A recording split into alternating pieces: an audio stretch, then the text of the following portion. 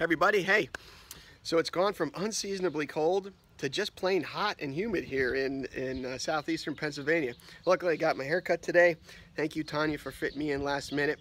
I got a little issue with the hair, though, because my daughter says to me not long ago, she says, she's 18, and she says, "Hey, Dad, maybe it's time you think about going ahead and just shaving it all off," with a little wink, you know. So, hey, I guess maybe I throw that out to you guys.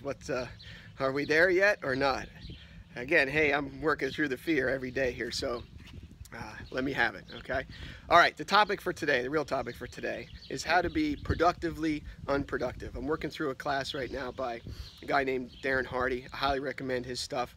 He's got two books, one called The Compound Effect, and that's pretty much, it's the same concept as The Slight Edge, just told from a slightly different angle. That's a great book. And he's also got one called The Entrepreneur Roller Coaster. Now, this one I have not read yet. It's on my list for sure, and hopefully at some point I'll be sharing nuggets of wisdom from that. Okay, how to be productively unproductive. So the reality is there's a great analogy between training ourselves to have a more productive day, a more productive week, a more productive month, more productive year. There's a great analogy between that and training ourselves physically, and it goes like this.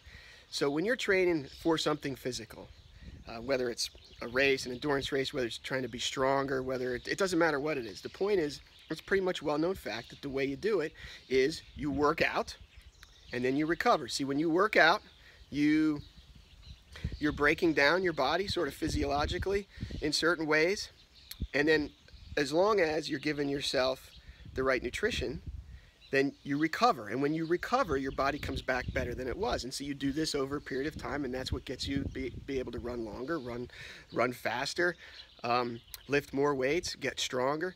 So that's how, and that's pretty much well known. That's how we train our physical bodies. Well, you basically, to be more productive, you're doing the same thing, but you're doing it from a mental standpoint. And our brain and our mindset really works very similarly.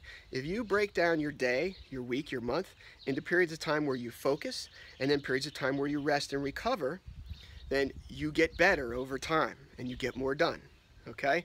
Now, let's talk about specifically those rest and recover times and what he likes to call productive, unproductive times. Now, people, this is a look in the mirror kind of a thing, all right?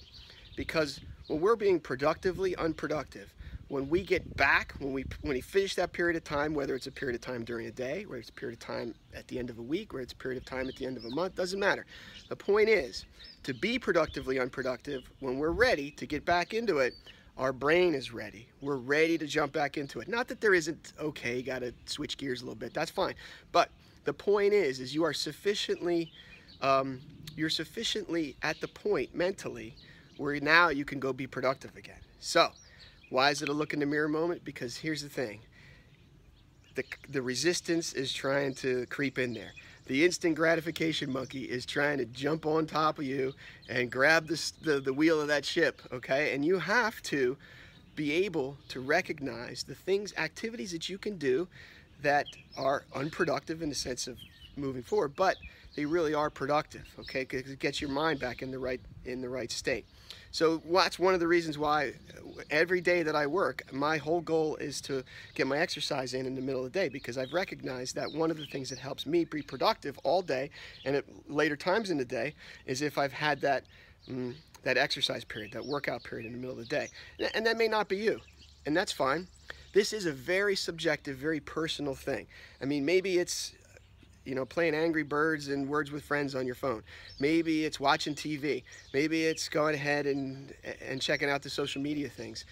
It really doesn't matter. The point is what you're doing is you're training your brain to rest and recover, and then at the end of that period, you're back in, okay? Now, like I said, what you have to understand is the resistance and the instant gratification monkey are trying to get you here. They're trying to get you. You have got to be able to look in the mirror and say, you know what? My productive, unproductive time is not fill in the blank, okay? For example, I like to use news. I love throwing news under the bus because it's just so darn negative, right? And part of what we have to do with this unproductive time is keep our minds neutral to positive. We don't want to be just sucking in the negativity. If we suck in the negativity, that is not getting us in the mindset to move forward, okay?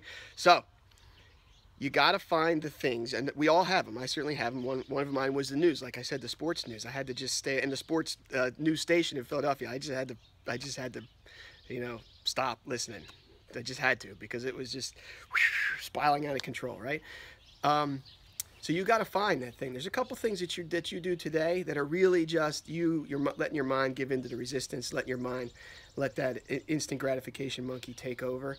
So those are the things you got to cut out. But maybe there are a bunch of other things you're doing already that are really allowing your mind to rest and recover.